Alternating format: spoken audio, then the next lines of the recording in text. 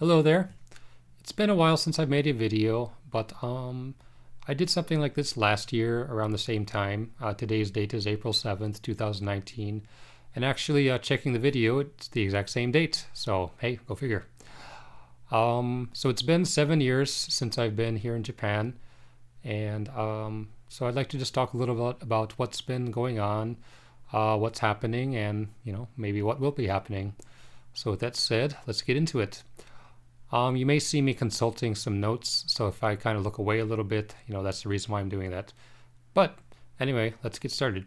So, I guess first off, you may notice that I have a little poster in the background, and if you didn't know, I actually released or re-released Battle Kid 1 last year for the Famicom. In fact, got it right there. Manual. And the box. Just for comparison, original game like this, the limited edition. And if we open that up, yep, green cartridge. I do, of course, have version 1.1 as it's in a drawer, but it's fine. Also, just for a little thing, they actually put the game on a Kit Kat box. That's awesome.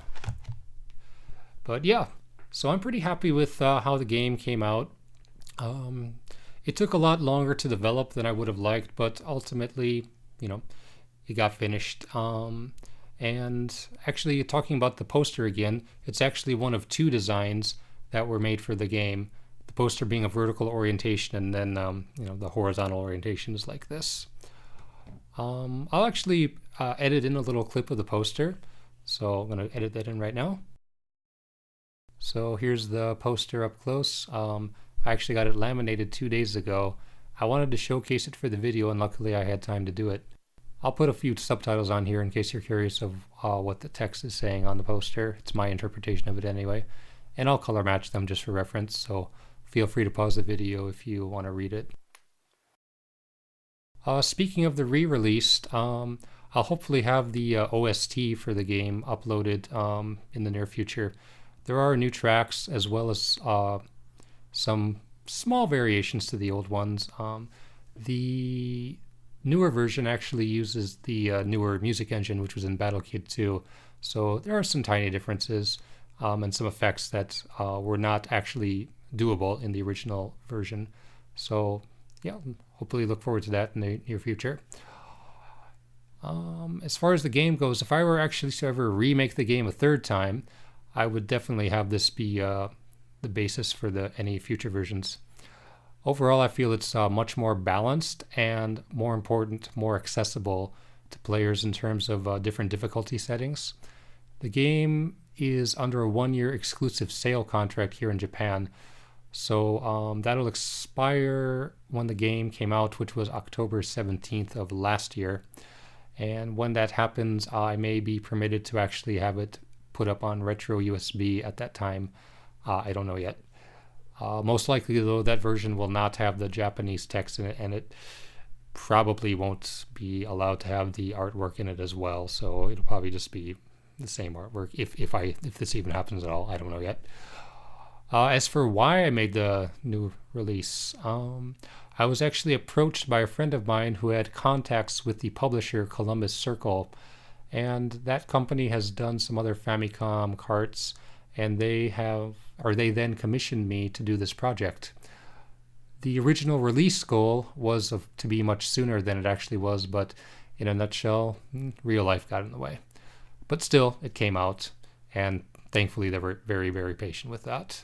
So, but if I had to actually rush the game, there would probably be far less content. So I kind of actually wish I had another month to just do the final little bits of polish, but oh well, that's another story. So that's all what's been going on with game development. Nothing else is currently being worked on, but that all kind of goes back to real life, like I said a little bit ago. Next up is I've actually gotten into playing the game of Go. I used to play often back home. We had a little club, but I took a long break from it when I got here in Japan. But it's been fun getting back into it. Last year, I went with a group to attend a little event up in Nagano for 2 days. Nagano is located up to the north of where I currently live, and it was good. It was a very good event. I might be editing some photos from the event, but we played lots of games. Food was provided. The event itself also had us make some soba, which is a kind of Japanese noodle. They're the skinny noodles, which are all very popular. It was an interesting experience. Cutting the actual noodles was easier said than done. And the nice part is that the group was made up of people who are all pretty much similar age as myself. A lot of the clubs here have a lot of older gentlemen or very young kids, which is not a bad thing, but if you're just looking to play, that is. But having people in your age group is a much better way to make friends. And I've since joined a different group, which is predominantly people in the same age range, in the 20s and 30s. In fact, just today I was at a gathering in the park, so we played some games, had some fun, and it was a nice day here in Japan, and it's the time of year for the sakura, or cherry blossoms. So very good times. I had actually considered making some Go videos, but I don't know if or even when, I don't know when or even if I'll be able to do that. I do play online, but I play around at 2 or 3 Q, so it's not like very high level content.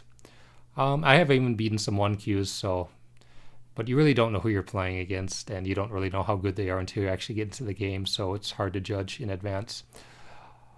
Other than Go, though, I haven't really been playing a whole lot of other games.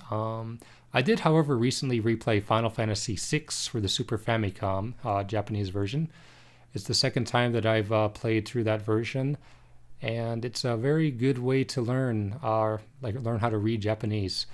It's really hard to believe that that game came out in 1994, which was 25 years ago. So that's crazy.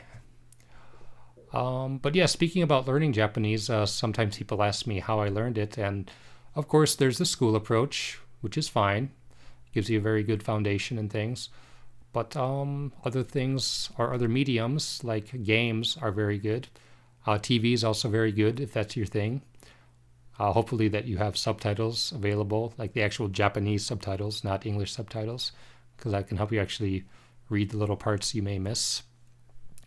And but yeah, the Super Famicom is when games started incorporating kanji into the text of the game, and that's very important for reading Japanese. And you'll be exposed to a lot of different characters. Some, of course, there's plenty of words that may not be so useful, like equip armor or things like that. But there's plenty of good characters as well, especially like instructional parts of games. You'll really get a lot of good things out of it. As far as other games that I've played, I've replayed some games for the PlayStation. Examples include Final Fantasy games, Suikoden 1 and 2. Speaking of that game, I've heard that it's become quite expensive if you're going for an original, authentic version of the game. But here in Japan, it was only $5 or about 500 yen, so yay. And but yeah, it was really fun to replay a lot of those old games. I was kind of hoping to maybe replay the Wild Arms games at some point. But yeah, each one's a different experience, and a lot of miscellaneous study you'll get out of it. But again, if you're going to use this method, also be sure to do your research when you're actually making notes, because they'll have lots of stuff in it that probably isn't, going to be useful in your day-to-day life. But it's still interesting nonetheless. Next thing I want to talk about is my job. Of course, working for a Japanese company, you'll learn Japanese since you use it every day. A lot of business Japanese, which is very, very tough. I'm still doing work making websites as well as English translation, and occasionally interacting with some foreign or English-speaking customers. I've also recently been tasked with doing some more programming work, which is much more difficult than just writing HTML and CSS. It's actually primarily PHP, but I've also done some work with MySQL, and last year I made a little application which can track orders and products for some companies or for some franchises that we have overseas. So that was really a good learning experience. I got to take plenty of time making that. One of the things about getting into this kind of work, though, is you really need to be able to adapt and be used to other people's methods of coding. So, one unfortunate thing about that, though, is sometimes things were made in such a way that they're not necessarily the easiest to edit, update, or even add things into. Inefficient code can lead to sometimes unforeseeable bugs or simply wrong things being output at certain times, because you may need to update one part, but maybe they had like a text in a different part. So you have to actually be sure to look out for all of that. In fact, the other day I was working on something where a lot of the text was being output, but it was being output in multiple places, like the same text, but different places. And if I were to do it, I would just make like a string and then output that instance of the string wherever it's necessary. But no, they just did it every place. So you have to check every single place where it could potentially appear and where it's needed. And that can also be problematic if you're dealing, especially with prices for products, because if the price ever updates, you've got to update that everywhere as well. So yeah, and I even saw it was like, instead of being, one little variable, it's, multiple places. Like, no, don't do that. Please don't do that. So, and in fact, I really wanted to redo what they did in a more efficient way, but there was just no time because, working for the company, they have deadlines. So, take what you can get. But the thing is, I feel like these kind of rush projects can ultimately be detrimental and can just cause more problems in the long term. Like I was saying, if the price needs to be updated, just have one instance of the price and then output it, wherever it's needed. And then if you update that little variable, then the price is updated wherever it needs to be. But not only that, if the code is more efficient from the get-go, then the updates should go more smoothly and more quickly. Like it may take a little extra time to do it right in that way, but if it's done right, then the update should not be any problem. But instead, like this project took almost 2 days to finish, which is, a lot of time. But, such is the work. But now that I'm in more control of these things, I will definitely be making these as efficient as I can. But yeah, sorry if that sounded kind of negative, but I've learned a lot through doing this work. And after doing websites for, just about 3 years, maybe more than 3 years, I've gotten pretty good at HTML, HTML semantics, as well as doing CSS. So, in fact, I may even redo my own website at some times. Still don't even have any info about the release or the re-release of Battlekid 1 up on there, but I'll get to it. What else? Around spring of last year, I was actually having some trouble with my back, but it's thankfully finally cleared up. That was about a month ago. I had been going to a clinic sometimes once a week for the rehab. It actually started with the back and then moved down into the leg, and it was caused by sciatica. Being at the clinic, though, also helped me learn some medical Japanese, at least. Terms that you don't really use other than in a hospital, though. But one good thing is that the country has a very good national health insurance, so the bills were quite low, which was very good.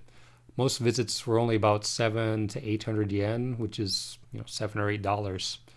And I've heard that some people, like if you're in the U.S., they may have to pay several $100s if they get into a situation like this. So my advice, take care of your back.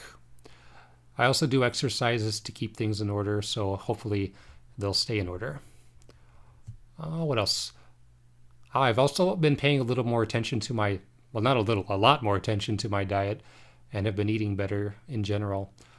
In fact, when I got my health check about a month ago, they noticed that I had lost about 12 kilos which is about a little over 25 pounds. So that was very good.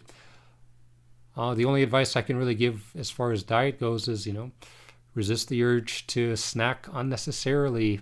And even when you do so, keep it to the good stuff. Fruits and nuts, those are always good.